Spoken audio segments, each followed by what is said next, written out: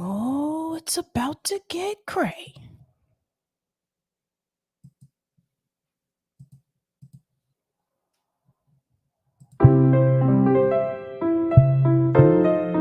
Doobie-doobie-doo.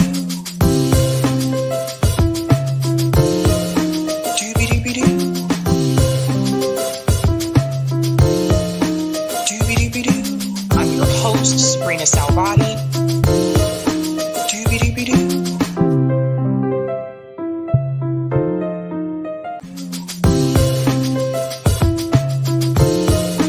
Doobie-doobie-doo. Doobie-doobie-doo. I'm your host, sabrinasalvati. Doobie-doobie-doo.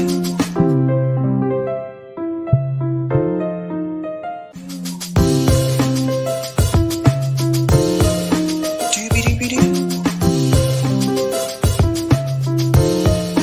Doobie-doobie-doo. I'm your host, sabrinasalvati. Oh, snap. Hello. Happy Sunday. I know I'm here on a Sunday, unusual day. I did want to make sure that I covered this story. I didn't get a chance to do so Friday because honestly, I hadn't had enough time to really dive into it. So I wanted to wait a little bit and get a little bit more information.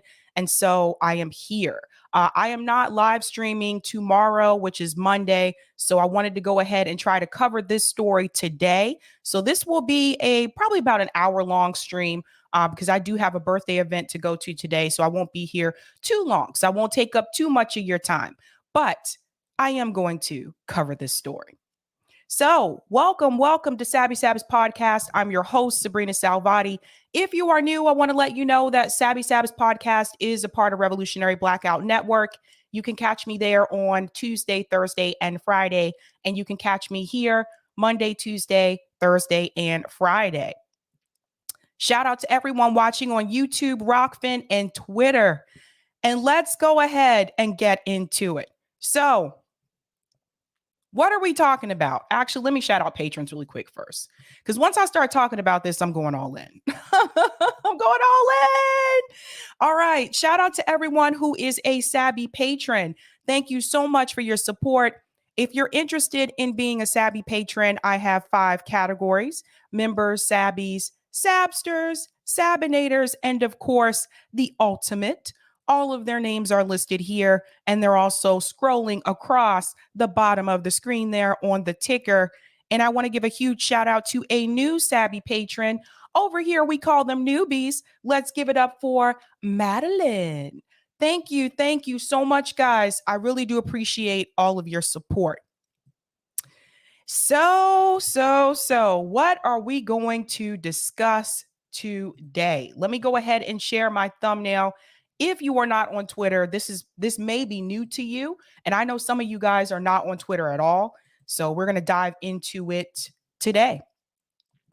So today, I am going to discuss Matt Taibbi and Elon Musk release Twitter files, and Glenn Greenwald weighs in. Now, you may be wondering, why is Glenn Greenwald significant when it comes to this particular story? I'm going to dive into that. By the way, this picture, I'm looking at this thumbnail right now. It's different when you're making the thumbnail and then when you see it on the actual live stream. And I'm looking at it now, and that picture of Elon is just cracking me up. He has this look on his face like, what did you say? So yeah, if you are not aware with what has been going on, a lot has happened over the past 2 days. This information was announced on Friday. I saw it right before I went live. I talked about it a little bit when Misty was here, but I did want to take time to get more information so that I can dive into this a little bit deeper. Now, I was fortunate enough last night to attend a Twitter space. Elon Musk was one of the key speakers there, actually the key speaker there. He did talk about this issue. He also talked about the future for Twitter. I'm going to share a little bit of that today because they did record that Twitter space. So I'll get into that in just a second. But let's start from the beginning because you guys know I like to do this timeline thing. Let's start from the very beginning. Now, How did this all begin? So I received an email from Matt Taibbi's Substack newsletter. So if you're subscribed to his newsletter, you probably received this email too. And he sent out a message that said, "Note to readers, it's about to get weird in here. An appeal for your patience." So I saw this come through and I was like, what is this about? So let's dive into this a little bit. He said, "Dear TK readers, very shortly, I'm going to begin posting a long thread of information on Twitter at my account at mtaibbi. This material is likely to get a lot of attention.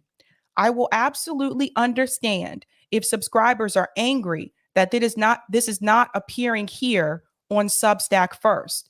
I'd be angry too." So let me just chime in there for a second. As you can imagine, Matt Taibbi is getting a lot of blowback from this story. People are smearing him. I'll get into that as well. So a lot of people are not happy. One of the things that people are not happy about is that they feel like this should have been released via his Substack newsletter and not in a long Twitter thread. I totally get that. I understand. But he goes into a little bit more detail here and you'll understand why it was done the way that it was. So let's go back in. So he goes on to say, "The last 96 hours have been among the most chaotic of my life, involving multiple trips back and forth across the country with the debate in Canada in between. There's a long story I hope to be able to tell soon, but can't. Not quite yet anyway. What I can say is that in exchange for the opportunity to cover a unique and explosive story, I had to agree to certain conditions." So this is probably why he didn't release it on Substack first. "Those of you who have been here for years know how seriously I take my obligation to this site's subscribers. On this one occasion, I am going to have to simply ask that you trust me. As it happens, there may be a few more big surprises coming, and those will be here on Substack. And there will be room here to discuss this too in time. In any case, thank you for your support and your patience, and please hold me to a promise to make all this up to you and then some." And then I got to this point here where it said, "Thread the Twitter files." So I did want to go ahead and mention that part first, that he did alert subscribers that he was releasing information on Twitter instead of releasing it on Substack first. So I wanted to go ahead and put that information out there so people are not like, what happened? What is going on? Now, that being said, we're going to go ahead and dive into the thread. What I do want to say is this. This is a long thread, so be patient with me. I know some people have already reached out and said they're a little bit confused as to what's going on. Again, I attended that Twitter space last night, so that helped clear up some things. But let's go ahead and dive into the thread, and I'm going to try to break this down. So this is the thread of all threads that has everybody up in an uproar. Some people are proud of Matt Taibbi. Some people are very angry with Matt Taibbi, so much to the point that they've started to smear him. And I'll talk about that as well. But I think we knew that this was coming, because anytime you come out against one of the two parties, or you come out against something that involves a politician in one of the two parties, and you're a part of that party per se, like Matt Taibbi, for example, refers to himself as an old school liberal. So people are going to come for you. I think he was anticipating that. So this is not a surprise to him, most likely. I think it was a surprise to some of the people that follow him. There are a lot of people on Twitter just like, what the hell is wrong with people? Why are you guys attacking him? And he's not just being attacked by readers, just by people that have Twitter accounts. He's being attacked by journalists and commentators as well. So let's dive into the mother of all threads. So it started out like this. Thread the Twitter files. Dun, dun, dun. What you are about to read is the first installment in a series based upon thousands of internal documents obtained by sources at Twitter. Want to interject here?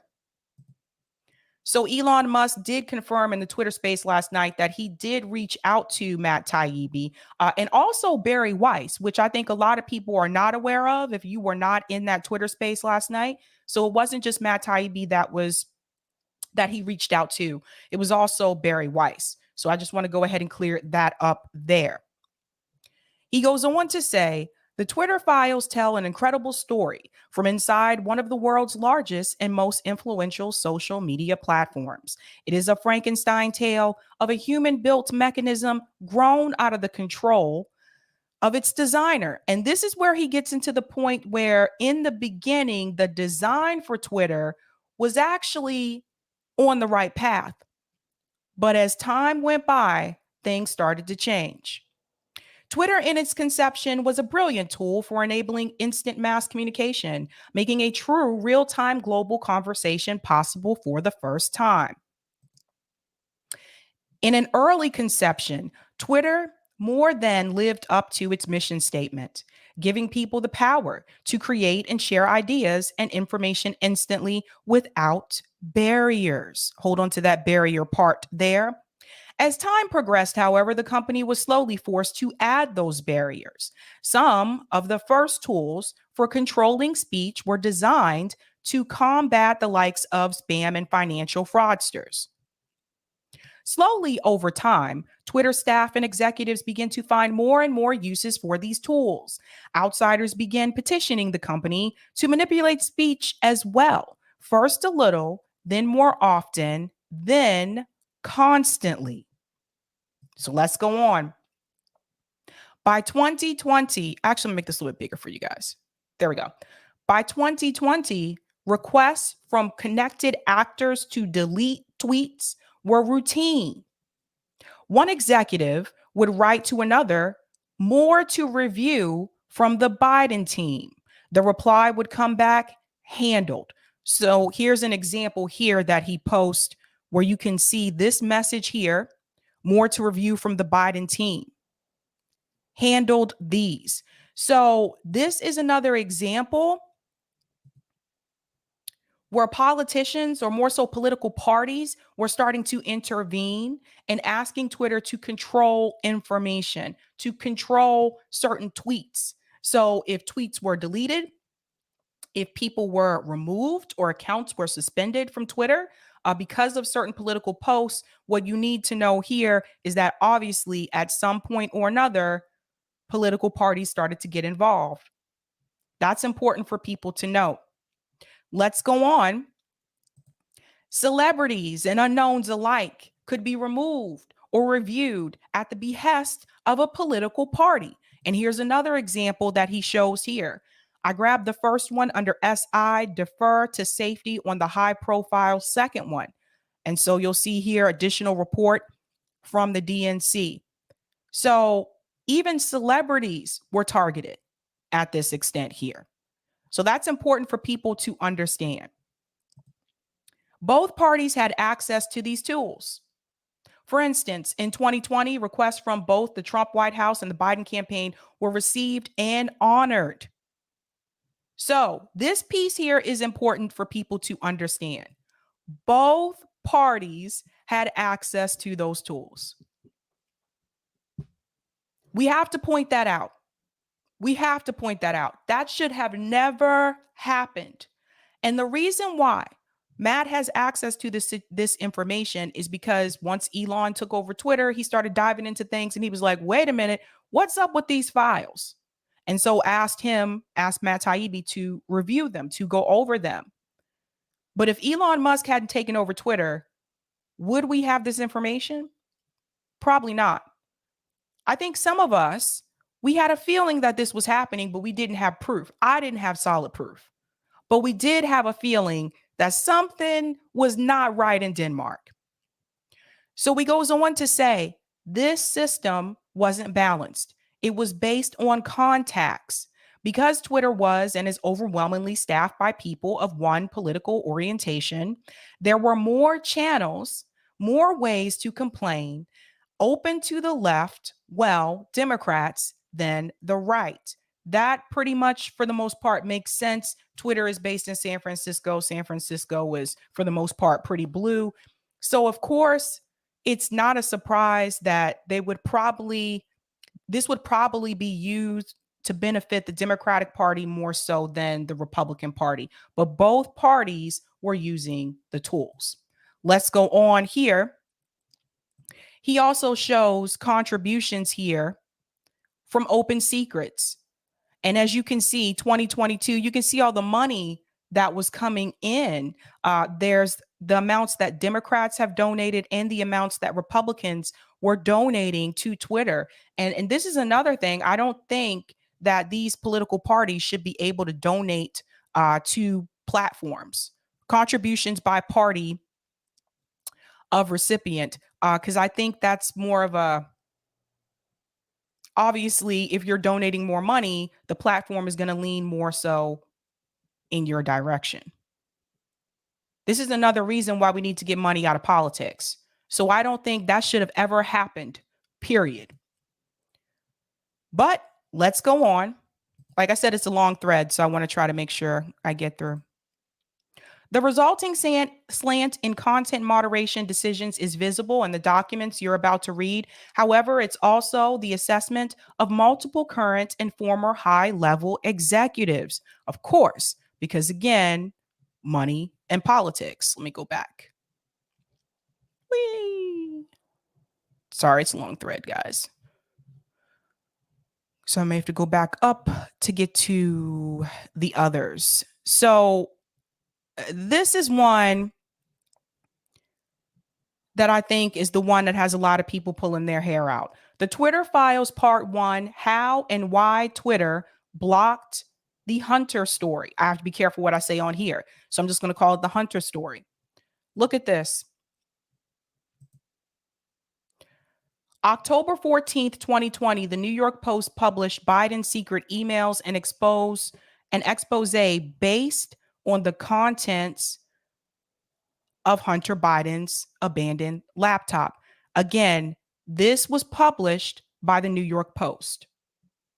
Most of you probably didn't see that story, but you may have heard about it.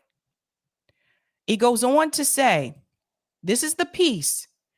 Twitter took extraordinary steps to suppress the story, removing links and posting warnings that it may be unsafe. They even blocked its transmission via direct message, a tool, Hitero. I don't know what that means. That's the name of the tool. A tool, Hitero, reserved for extreme cases. So it gives an example here. So this is an example to show you how they were suppressing that story. And it's not just that story. There are things some of us on Twitter have been noticing for a while. There have been people who have been removed from us that they did not remove themselves. So people will DM me or contact me and say that they were unfollowed from me and they didn't do it. And I didn't do it. Another thing that we noticed, and I think Brianna J. Gray had pointed this out one time before, people would hit like a certain number of followers and then they would just plateau. Like they would never increase the number of followers. And we knew something about that didn't make any sense either. But those are some of the things that were happening. Thank you so much for that, Summer of Warriors. Hitherto. Thanks. I think he meant to put a space there. Hitherto. So we noticed some of those things. We also noticed that we felt like we were being suppressed on Twitter. We know we're suppressed on YouTube, but we started to feel like we were suppressed on Twitter because it's like we would tweet something out. People would say they would never see it. If I was going through my Twitter feed, I would see the same people every day. And some of those people weren't even people that I followed. So it was really weird to me. So we did have questions. That's right, Mika, shadow banned. Something that we did notice. When Elon Musk took over Twitter, all of a sudden, boom, we got all these followers out of nowhere. From the day that he took over Twitter to that weekend, I had gained a couple thousand followers on Twitter. That had never happened before. So we knew something was going on. Now let's go back in. He goes on to say White House spokeswoman Kayleigh McEnany was locked out of her account for tweeting about the story.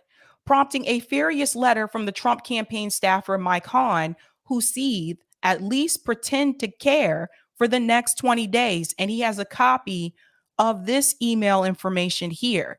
Again, saying that she was locked out of her account because she had tweeted about the story. So that was another thing that was happening. People who reported on the story or talked about the story, it's like they were just removed just out of nowhere. This led public policy executive Caroline Strom to send out a polite, "What the fuck?" query.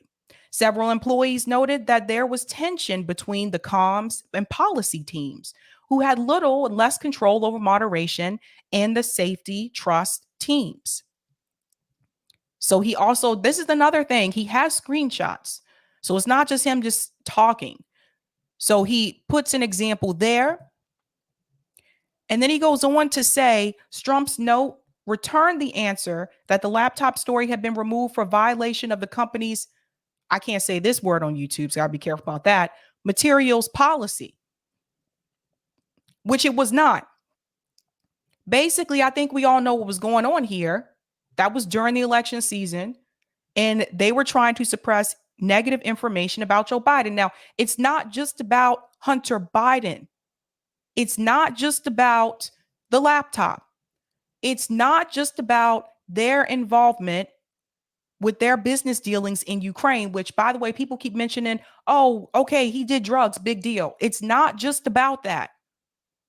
Why do you think they wanted to cover this up so badly? There's more information out there that they don't want people to see. It's also about the fact that a story like Tara Reade's story about Joe Biden, she accused Joe Biden of sexual assault. The fact that Tara Reade has been definitely suppressed on Twitter, and I know this for a fact. She's been suppressed on Twitter. She's been suppressed on YouTube. She has pretty much been blackballed, shadow banned.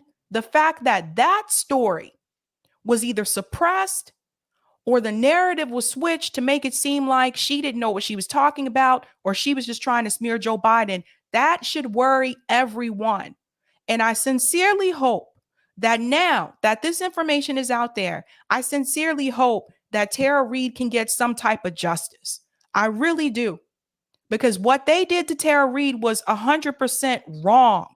100% wrong. And I want to remind you, it was not just her who came forward. There were several other women that came forward as well, but they wanted to make an example out of Tara Reade.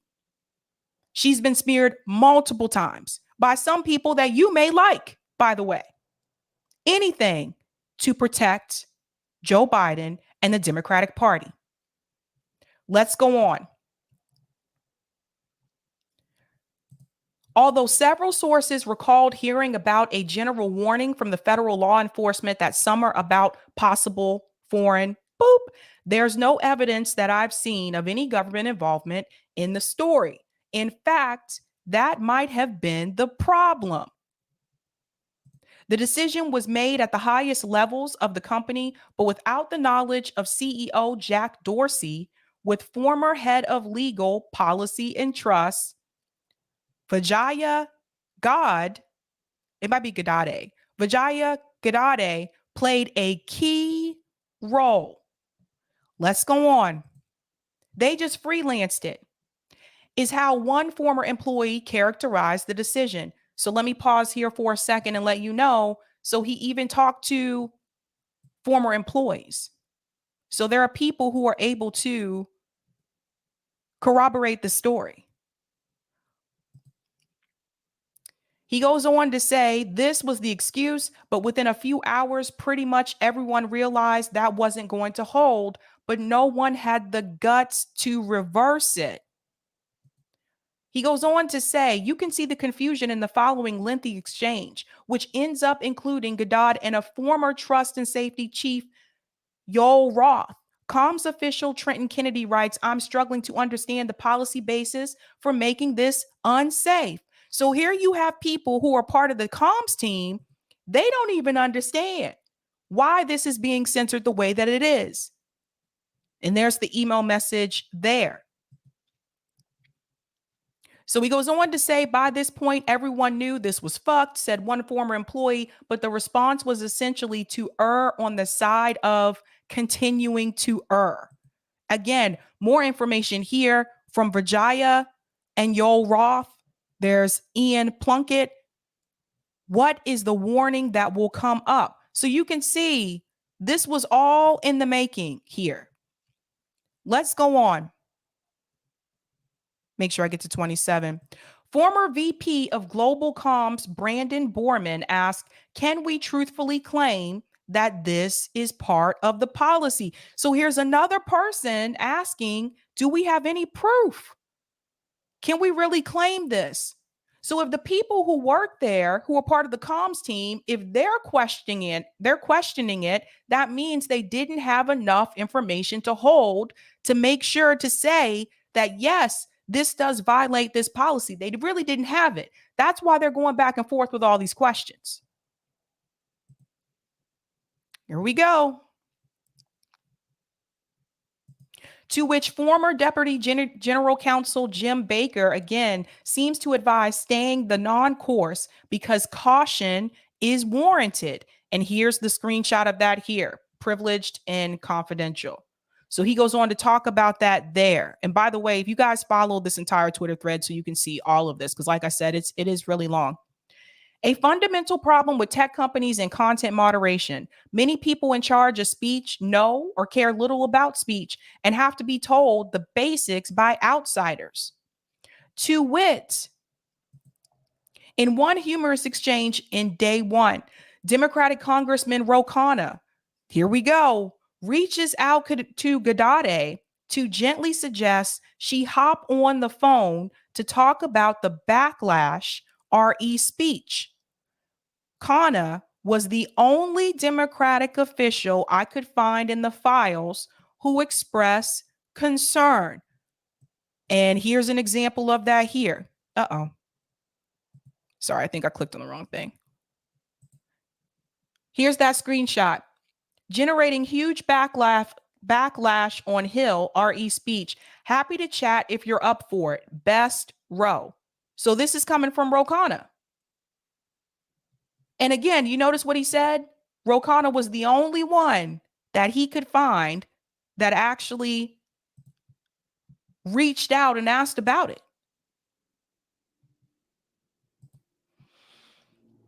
Going on, it says Ghaddadi replies quickly, immediately diving into the weeds of Twitter policy, unaware Ro Khanna is more worried about the Bill of Rights. So they respond to Congressman Ro Khanna and said, thank you for reaching out. We appreciate the heads up. We put out a clarifying thread of tweets earlier this evening to explain our policy around the posting of private information and linking directly to materials. The press secretary's account was not permanently suspended. We requested that she delete the tweet containing material that is in violation of our rules, and her account is restricted until she complies. I'd be happy to jump on the phone if helpful. My team in DC, Jessica and Lauren, are copied here and also available to discuss. So they responded to Ro Khanna. So here was Ro Khanna reaching out asking, why was this individual censored? And going on, Khanna tries to reroute the conversation to the First Amendment, mention of which is generally hard to find in the files. So here's message here. This is long. I'm not going to go into all of this, but here's a message here where basically he's trying to link it back to free speech. Says this seems to be a violation of the First Amendment principles. Again, that's coming from Ro Khanna. So even he, it seems like, didn't have the power to make things change. Let's go on. There's more here. This goes pretty deep into the weeds. I don't want to go through every single bit of it. But they go on more and more about the Hunter Biden situation. And something here that he mentioned, the First Amendment isn't absolute. Szabo's letter contains chilling passages relaying Democratic lawmakers' attitudes. They want more moderation, and for the Bill of Rights, it's not absolute. And so he puts an example here. The Democrats, meanwhile, complain that the companies are inept. They let conservatives muddy the water and make the Biden campaign look corrupt, even though Biden is innocent. They link this to Hillary Clinton's email scandal. She did nothing wrong, but because the press wouldn't let the story go, it became a scandal far out of proportion. So, what does that tell you, ladies and gentlemen? They didn't want this story about Hunter Biden getting out because even if it turned out that Joe Biden did nothing wrong, the damage would already be done in the eyes of public opinion, and that would affect the campaign, just like it did with Hillary Clinton. So instead of letting the public decide for themselves, they think we can't just form our own opinion. Instead of allowing the public to hear the story, to hear the information and decide for themselves, they decided we are going to suppress the story. Don't let it get out. Mainstream media, don't you talk about it. That included CNN, CNN, MSNBC. Don't you talk about it. Fox News talked about it to an extent. Is that right?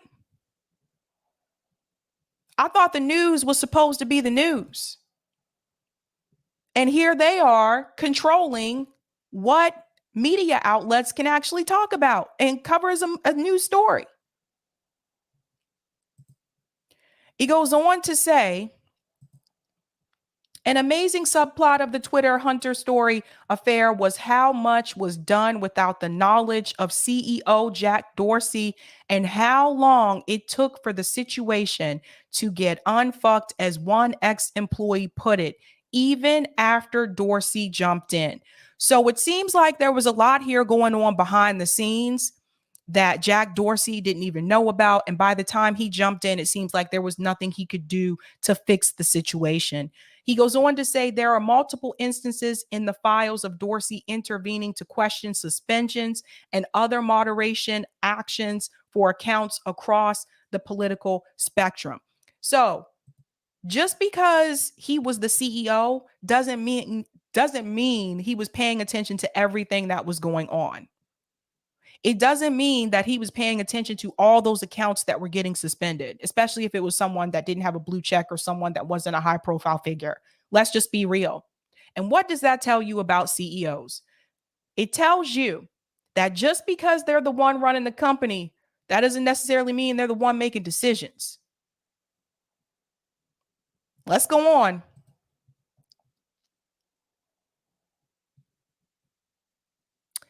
There are multiple. Oh, I said that part already. The problem with the materials ruling, several sources said, was that this normally required an official law enforcement finding of it. But such a finding never appears throughout what one executive describes as a whirlwind 24-hour company-wide mess. So they didn't even use that rule when it came to this particular news story. So this is all the things that have been happening, you guys, like how they've been suppressing that story, and not just that story, but other ones as well that they don't feel to be, they don't feel the public needs to hear about. And then he ends there. Now, that was a lot of information. I'm sure some of you may have questions. I have more that I'm going to show you as well. But let me get to some of the comments first. And hit that like button, guys. We got a lot of people watching. Go ahead and hit that like button. That helps me with the algorithm here. And I want to go to some of the comments. Thank you for the super sticker, JM. Miso says billionaires are nobody's friend, but sometimes they get a bee in their bonnet and dislike same things we like. That's true. Sebastian, I hate it when people frame freedom of speech as the government from infringing your rights, when in reality, it's the corporations and the government working together to remove your right to speech. Yes. And what's up, Sabby Sab? So excited to see you on a Sunday, Sabby. Thank you so much. Welcome, welcome all. Now, as I mentioned to you earlier on, people were already attacking Matt Taibbi. They're already smearing Matt Taibbi. Let's see some of the things that people are starting to say. Now, the Daily Mail jumped on this rather quickly, actually. And they said, I'll make this a little bit. Liberal journalists rushed to smear reporter Matt Taibbi for releasing Elon Musk explosive Twitter files that expose censorship of the Hunter Biden laptop. Let's go on. And it says left-wing journalists have unsurprisingly rushed to smear reporter Matt Taibbi. I want to interject here and say, I wouldn't call them left-wing. They're liberal.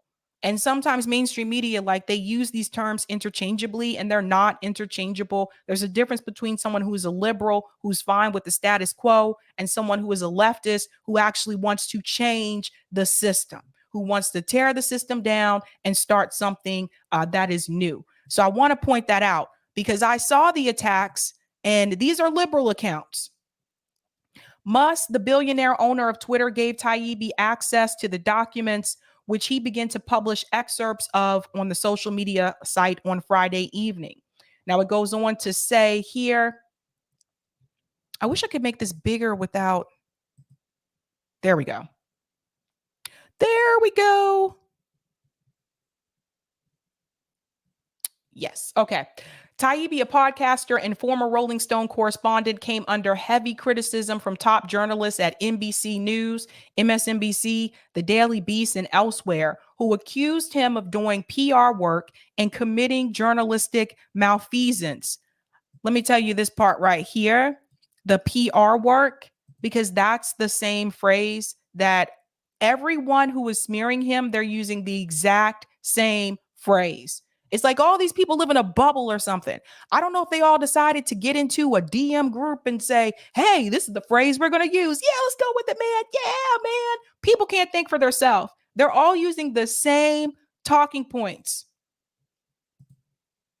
Matt Taibbi, what sad, disgraceful downfall. I swear, kids, he did good work back in the day. That's coming from the Daily Beast columnist, Wajahat Ali. He goes on to say, I'm going to bring in other people here. This is coming from Ben Collins.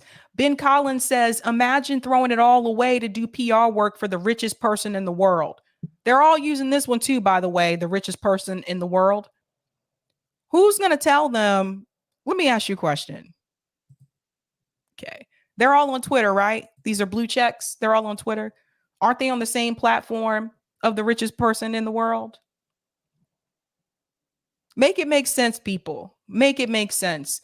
By the way, for any of these commentators and journalists that work at CNN or MSNBC, aren't you working for a news network that is owned by really, really rich billionaires in the world? Make it make sense. Make it make sense. Come on.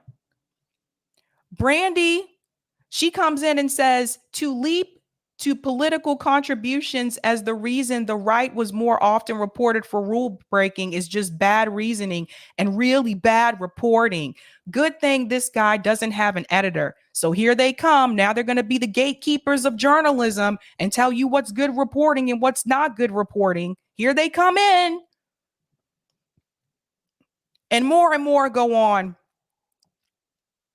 NBC News senior reporter Ben Collins wrote, imagine throwing it all away to do PR work for the richest person in the world. Humiliating shit. Of course, Mehdi Hassan was going to chime in. MSNBC host had a similar criticism, tweeting, imagine doing volunteering to do online PR work for the richest man on a Friday night in service of nakedly and cynically right-wing narratives and then pretending you're speaking truth to power. Let me ask you guys a question. Number one, what was the right-wing narrative? He took the information that he received from the files and released the information. What is the right-wing narrative?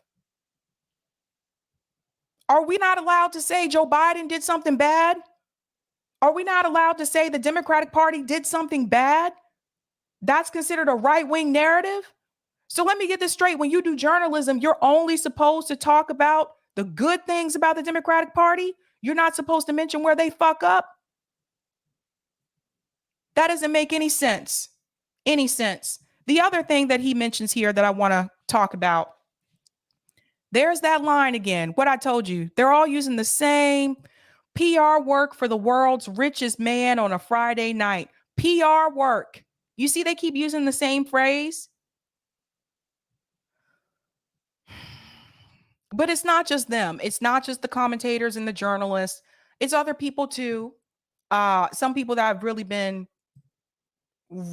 disappointed by. But I will go on to say this. When I talk about mainstream media, you have to understand there's a reason why they have the narrative that they have. And in order to understand that, you need to follow the money. Once you follow the money, you will be able to see who is connected to who. Thus, you'll understand why they have the narrative that they have. Now, Nick called that out. Let's go ahead and bring this in. So Nick, my comrade from RBN, said the people who work for or watch these corporate media channels are accusing Matt Taibbi of doing PR for the rich.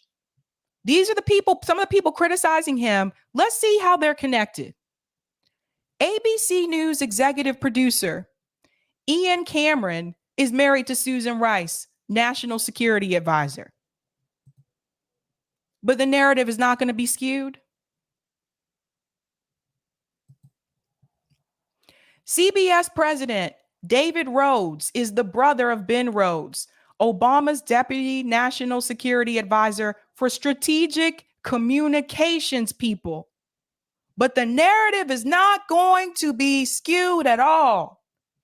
ABC News correspondent Claire Shipman is married to former White House press secretary Jay Carney. You guys see this? ABC News and Univision reporter Matthew Jaffe is married to Katie Hogan, Obama's deputy press secretary. ABC president Ben Sherwood is the brother of Obama's special advisor Elizabeth Sherwood. CNN President Virginia Mosley is married to former Hillary Clinton Deputy Secretary Tom Nides. But we're supposed to believe that the narrative is fair. Follow the money. Follow the money. The Oracle says what Matt is doing to expose the manufacturing of consent via the suppression of the facts. Corey says always follow the money. That's right. You see how all these people are connected? Thank you for the super chat, Oz. Bill Maher is weeping because NBC Universal won't let him bring Matt on real time anymore. Yeah. Thank you for the super chat, John. Sabs, it is okay to do work. It is okay to work and do PR for my multi-billionaire. You just can't do actual journalism when it makes me look bad. Right? Colin says, way to keep it in the family, literally. Exactly. They're all connected.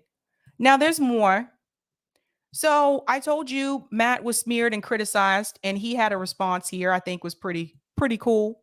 Looking forward to going through all the tweets complaining about PR for the richest man on earth and seeing how many of them have run stories for anonymous sources at the FBI, CIA, the Pentagon, and the White House. You guys see this? By the way, if you go to this site here, Mediaite, then you'll see all the people that are some of the people that are smearing him as well. But they're all using the same phrase. I seriously think one of them sent a tweet, put it in a DM group and said, look, let's all run with this. Let's all use the same phrase. That's right, LB, US state media. There you go. See how they all have the same talking points? And it's like that with any other story. They all have the same talking points. Now, I want to get into this piece here about Glenn Greenwald, because how does he fit in? Before I get to this tweet here, I do want to remind you, you have to remember Why was Glenn Greenwald censored at The Intercept? Why did Glenn Greenwald leave The Intercept? Let's go back in time a little bit here. Glenn Greenwald left The Intercept because they would not allow him to publish the Hunter Biden story. So Glenn Greenwald left. So even The Intercept wanted to censor the story. This is important for people who may not know that. Even The Intercept, which Ryan Grimm is a part of, wanted to censor the story. So Glenn packed his bag and left. So you know he has something to say about this. So he goes on to say, how do these people all manage to talk exactly alike? The same platitudes, annotations, and contrived emotions. Watching Taibbi's downfall is so sad. I thought he was a reliable dim. That's another one people have been saying on here too. Liberal pundits live in a closed information system, speaking only to and for one another. And he points out examples here. This is what I was telling you guys. Look, Mehdi Hassan. We read this one. PR for the world's richest man, Ben Collins. Imagine throwing it all away to do PR for the richest person in the world. I told you, man, they're so predictable. The Taibbi threat is a great example of overriding when you don't have the goods, but you don't want to admit you're just doing PR for the world's richest person. Matt Taibbi went from a fierce and intrepid journalist taking aim at the wealthy and powerful to doing mundane PR for the world's richest huckster. These people, like, guys, they have no creativity, none. Here comes Matt Dermott. Matt Taibbi always was and still remains a fraud. Doing PR for the richest person in the world should come as no surprise. Simon Owens, from calling Goldman Sachs a vampire squid to giving free PR to the world's richest billionaire. Man, what a career journey. Harvey Couch. I continue to follow Matt Taibbi as he descended from legitimate journalism into both sidesism over the years because I figured it was important to hear both sides. But now he's just a PR outlet for the world's richest man. Sad. All of these people have no creativity. None. It's like a cult. It's like, this is what we're going to say. That's right. Pod people cult. This is what we're going to say. Let's all get on board with the same language and the same rhetoric, man. There's more. Sturgeon's Law, making a deal to do PR for the richest man in the world. Tom Skoka, 1 minute you're scourging Goldman Sachs. The next you're doing PR for the richest man in the world. I can't make this up. I can't make it up. Can't. Isn't it terrible? Thank you, Luis. PR. Terrible. Absolutely terrible. See, they're with you until you criticize the same team. Then they're not with you. And that includes, even some of the Bernie supporters as well. Remember, Matt Taibbi was a Bernie supporter. Everybody was on board with each other as long as we were supporting the Bernie Sanders campaign. But once Bernie suspended his campaign in 2020 and people were like, okay, what do we do? And people started complaining about the failures of the squad. They started to smear us too. They say we're secret right wing. We have right wing talking points. Everybody was cool with you when you were ready to play on the same team. But the moment you looked at them and you said, you know what? Both of these teams are corrupt. I think we need to do something different. Then you were a problem. And that's the reason why you'll hear them constantly smear people like Jimmy Dore. That's why they smear those of us at RBN.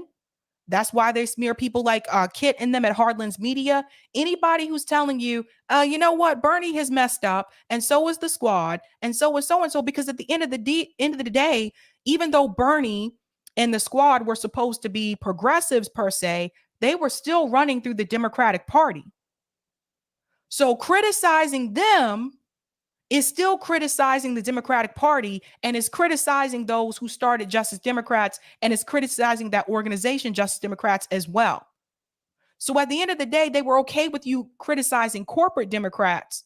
But once you started to criticize these so-called progressive politicians, then you were a problem. Because at the end of the day, They still want to run cover for the Democratic Party. Still. And I hope people pay attention to that. Anytime you bring up a position that has nothing to do with Jimmy Dore and they throw in Jimmy Dore's name, what is their motive there? What is their motive? To distract you from the real issues so that now, instead of focusing on the economy and the economic conditions that we have in this country, instead of channeling your anger towards the 1% who's against all of us for the most part, now you're focused on hating Jimmy Dore. You see how that works? And they keep you in the Democratic Party. It's nothing but clown show. Now, Glenn Greenwald decided to touch on this issue here with Elon Musk and free speech. And I want you to hear what he says here. Now, this came out, I want to say this came out a couple of hours after that Twitter thread happened. Listen to what Glenn says here about free speech. I know it can be hard to believe, or at least it should be hard to believe, but the wealthiest, once most prestigious, and most mainstream news organizations really are explicitly and earnestly insisting that Elon Musk is about to have large amounts of blood on his hands. Why? Because he intends to allow a broader range of political opinions and perspectives to be heard. There's nothing else to it than that. To these people, free speech is not a fundamental right. It is not the linchpin of political liberty enshrined in the First Amendment to the U.S. Constitution. To them, as it is to all petty tyrants and authoritarians, free speech is a danger, it is a hazard, a menace, something that frightens them to their core. They see free speech the way most people see a raging forest fire, or a contagious fatal illness, or a violent prison riot, not as something that is scary, fatal, and that therefore must be controlled and then extinguished at all costs. Must be controlled and extinguished at all costs. And that's exactly what Twitter has been doing. And you see people trying to do that to Matt Taibbi now. And to be fair to these censorship advocates, which I will never tire pointing out that the leaders of this pro-censorship movement are the people who call themselves journalists, a state of affairs as surreal and bizarre as if the leading advocates of more cigarette smoking were cardiologists. To be fair to them, there is a grain of truth in what they are saying. To those who seek to preserve status quo power structures, to those who rely on lies, propaganda, and disinformation campaigns to manipulate populations and entrench their own power and maintain their own status, to those who seek to live in a caste system in which only their beliefs can be heard but no challenges to or dissent from their beliefs can be, it is true that free speech is dangerous to those people. That's why every tyrant and despot throughout history has done what our leading media organizations are doing now, attempting with all their force to crush free speech. To those who seek the power to rule over others, the ability to deviate from their orthodoxies, to question and doubt their assertions, to present alternative ways of seeing and understanding the world is genuinely destabilizing and thus threatening to their hegemonic rule. But these media activists and their left-leaning liberal allies in Media Matters and the Anti-Defamation League and official Democratic Party circles, they don't have such high-minded thoughts. They're not analyzing and thinking about power systems and how they function in this way. The reaction to Elon Musk's preliminary loosening of Twitter censorship is purely reactionary, just deeply emotional, almost primal. And it's honestly embarrassing to watch. And while it is easy to mock, and necessary to mock, as we are about to do, what they are saying, also containing within it are some deeply insidious and important and threatening propositions. These shrill and neurotic and obviously unwell media employees shrieking about all the people who will die from free speech, what they're doing, unwittingly or otherwise, are laying the foundation for far more serious and less frivolous people to implement still greater means of stifling dissent and shielding their propaganda from challenge. Without much notice, they have already created a multi-pronged framework that is close to fully empowering them to ban all dissent from the internet. That is not hyperbole. It is not an exaggeration, as I'm about to show you. And there's nothing funny about that. You guys hear that? It's a shame that in 2022, we still have to have this discussion in reference to free speech. You guys have to excuse my my light. Like it's daytime, and so the sunlight is still kind of coming in from the window. But that we still have to have this conversation in 2022. It's really sad. And so I think, I'm going to play this clip from Elon from last night, what he said about in reference to free speech. Like, obviously, there's still going to be some type of rules that they're going to have. But some of the people that are coming out saying like, oh, my God, Elon Musk is taking over Twitter. It's not a safe place anymore. I don't want to be there. Whoopi Goldberg is like, I'm leaving Twitter. She announced on The View, I am leaving Twitter. I am done. Bye. I wasn't looking at your account anyway. So I think it's really interesting. That's not what this is really about. It's not really about that. Like some people are saying like it's because they're seeing more hate speech on there and things like that. And I understand that. But I was seeing hate speech before too, before Elon Musk took over. That's not what it's about. For the commentators and the journalists that work for mainstream media that are coming out speaking about this, what it is really about is protecting the narrative that protects the status quo, especially when it comes to politics. Protecting the narrative that will shield the Democratic Party, that will shield the Republican Party. It's about protecting both corporate parties.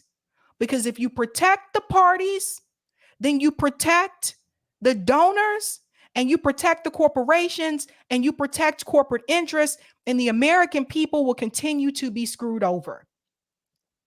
That is what it was about. If it's not about that, why won't they release these stories? Why were they still trying to suppress the stories if that's not what it was about? Pay close attention. You have to pay close attention. Now, if you want to see that full video from Glenn, it's called The Media's Deranged Hysteria Over Elon Musk Restoration of Free Speech. Check that out, because I can't play the full thing on here because I'm about to jet in a sec. But check that out. That's on his channel because he goes further into detail about it. So you have to pay attention to that when people are like, oh my God, Elon Musk is letting crazy things go and happen on Twitter. That's not really what it's about. That's Whoopi Goldberg trying to get the audience and the viewers turned off from Twitter so that they can turn away too, so that they don't see the information that The View and MSNBC and CNN and some of them over at Fox News as well have been hiding from you about your politicians, which you need to know. They want to keep you focused on Trump derangement syndrome. Because as long as you're focused on, oh my God, we could get Trump again, you're not paying attention to what Joe Biden's doing. Now, I did attend this Twitter space last night, and I do want you to hear, there's a piece here that Elon Musk said in the space. This space was like 5 hours long. We're not going to be here for all that. We are not going to be here for all of that. But there was something he said here about Twitter and the future of Twitter in reference to information and mainstream media. So let's get into that. Shit. Okay, I'll try to fix it. By the way, everyone, I'm just going to tweet the next space link now to set your reminders for the next space. I'll fix my audio. Kim, the mic is yours. Yeah, let's hope that Elon comes back if he has a chance. I mean, first of all, how amazing is that he joins us from his private chat, to be part of this space. That's just typical Elon. It's so cool. I mean, it's a historical moment, right? I mean, he's a part of it. I mean, he's the part of it. So, I mean, thank you. He's back, guys. Just FYI, he's back. Elon, let me see if he can hear me this time. Elon, can you hear me or still no? Yeah. Can you hear me? Yes, we can hear you. Yeah, I'm glad you can hear me. I'm glad you can hear me again. I think Kim, you were asking a question. No, I was just saying how cool it is that you talk to us from your private chat. We really. Oh yeah, that's right. That was another thing too. Apparently, like he was on a plane when he was talking during this meeting. That was really funny to me. Like, he was flying in the air and he was on this for a while. Like I said, this was over 5 hours long. I didn't stay for the whole thing because, sleep. Appreciate it. It's like a typical Elon moment, and we're just all in awe about you taking these risks to your business and to yourself to fight for free speech. So I said to everyone who had doubts about your intentions when you bought Twitter, you are making your intentions very clear, and I think it's very courageous of you, and I want to thank you for that. No, you're most welcome. I mean, like I said, the proof will be in the pudding over time. There will be many mistakes made, but iteratively, I think that the net vector should be towards the truth, if sort of new Twitter is successful in that, then the results will be that people will turn to Twitter to understand what is true, what is real, what narratives matter, and Twitter will gain a lot of readership and attention, and will put a lot of competitive pressure on mainstream media and on other social media companies to also be more truthful. That part right there. To put pressure on mainstream media and other social media companies to tell the truth.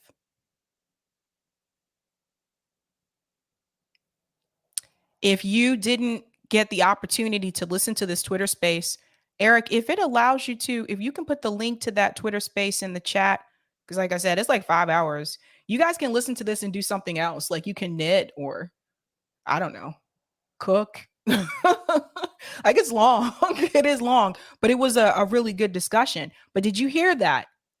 His hope is that what he's doing with Twitter will put that pressure on mainstream media and other social media platforms to allow people to tell the truth.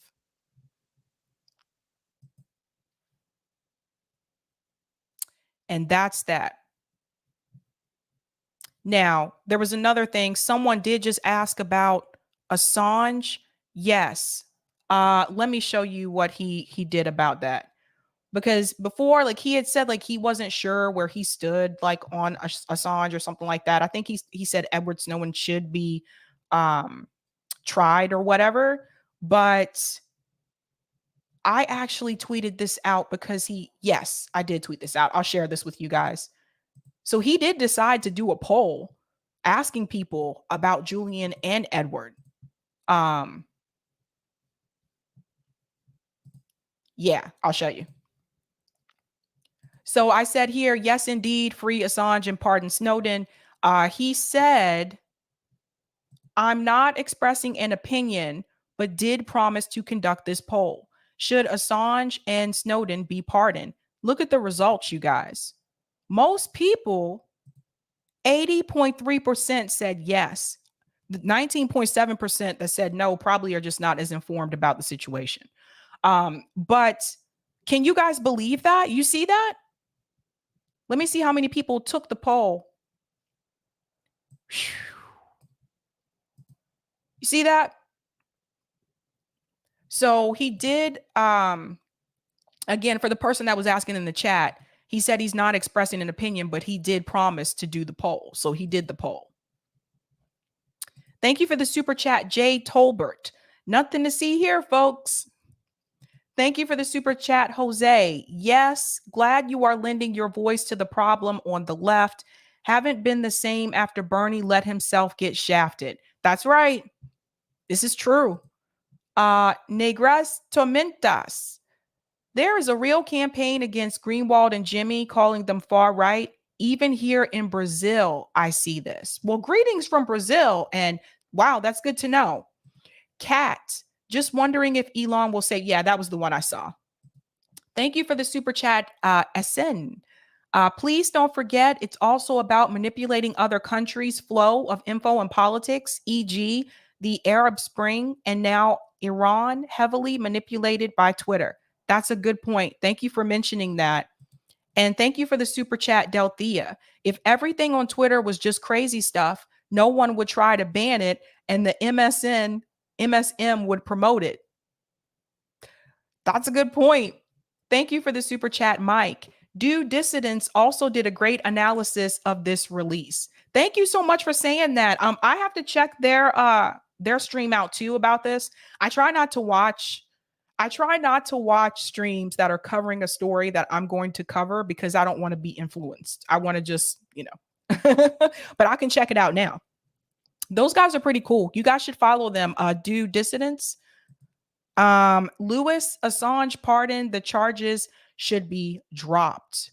Yeah, I think he misses that is one thing I will say. I don't think he understands the difference between the two, because you can pardon Snowden, but you really, like with Assange, he needs to be freed. Like he's in jail, he's in prison. That's a good point, Louis.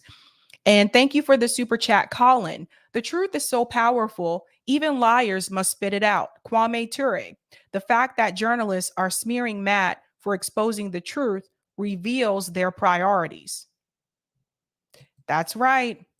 And thank you for the super chat, Michael. I miss Rush Limbaugh. What? Oh no, Michael, no.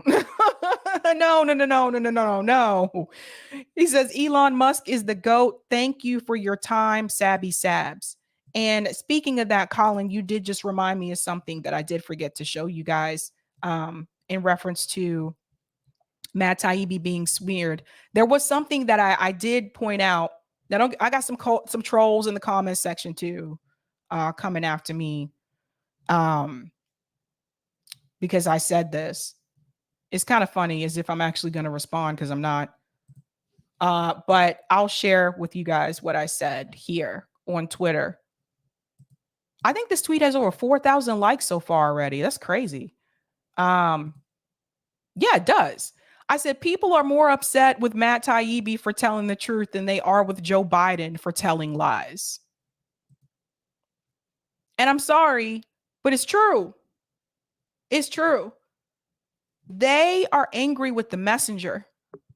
They did the same thing to Snowden. They did the same thing to Assange. Like, y'all mad at the people revealing the information instead of being mad at the people who've been lying to you all this time about that same information.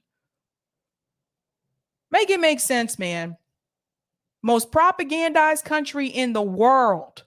I'll take those comments on Rockfin, Eric, and then I got to head out. Thank you so much for the tip on Rockfin A Rim. Thank you so much for that. And thank you for this tip, Roger Meadows.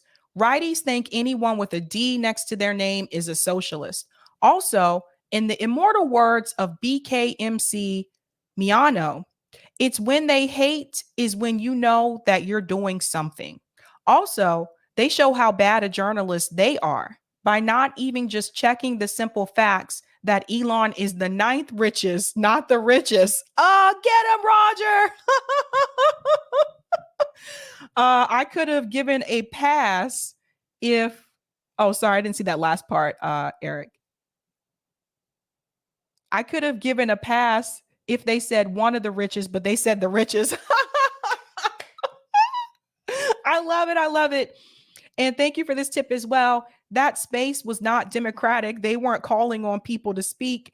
I wanted to ask, does anyone actually believe he'd protect free speech on Twitter for Tesla workers who use it to express the egregious working conditions he has them working under and decide they'll use the platform to organize for unionization? Ooh, that's a good question, Roger. Pardon comes after one's convicted. We want charges dropped. Great point, Roger. Oh, that was a good one. Yeah, he probably wouldn't. Thank you for the super chat, Rodrigo. Sabby, do more impromptu streams, will grow faster. Oh, well, that's interesting to know. And thank you for the super chat, Harry the Hun. Harry the Hun. I don't know. Like you guys know I'm usually on a schedule. Like I try to stick to schedules so that people know. You guys know, like Thursday night, Sabby's going to be here. Tuesday night, she's going to be here. Friday night, she's going to be here. I'm wavering on Mondays. And I did talk to my producer, Eric, about this. Eventually, I'm going to get to the point where I don't live stream on Monday nights. But That's a good point. I never thought about that, Rodrigo. Thank you for letting me know.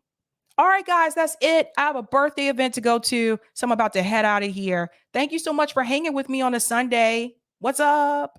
Hit the like button if you haven't had a chance to do so. If you're new, go ahead and subscribe. What are you waiting for? But thanks, guys. I really appreciate it. A lot of people watching. Good Lord. I wasn't expecting that many people. Leora, Sabby, I have a webinar on how to do that. Can you email me, Leora? Because I don't remember things once I once I check out, I don't remember things. And thank you for the super chat, Jay. What would be the response if it were Trump? Exactly. If it were Donald Trump, those people who smeared Matt Taibbi wouldn't even be smearing him. People are literally on Twitter calling him right wing now. You see how it works? Everybody's right wing now. They smear anybody is right wing. Please don't have time for it. All right, guys. Have a good day. Enjoy the rest of your Sunday. I'll be back Tuesday night. Remember, I'm taking tomorrow night off. And then I do have a protest coming up this Sunday. I'm going to try to go live stream that. And I also have a webinar that I'll be on with Jill Stein also this Saturday as well. So I'll tell you more about that later on this week. But other than that, guys, have a good night. Keep up the fight. And don't let them come for you.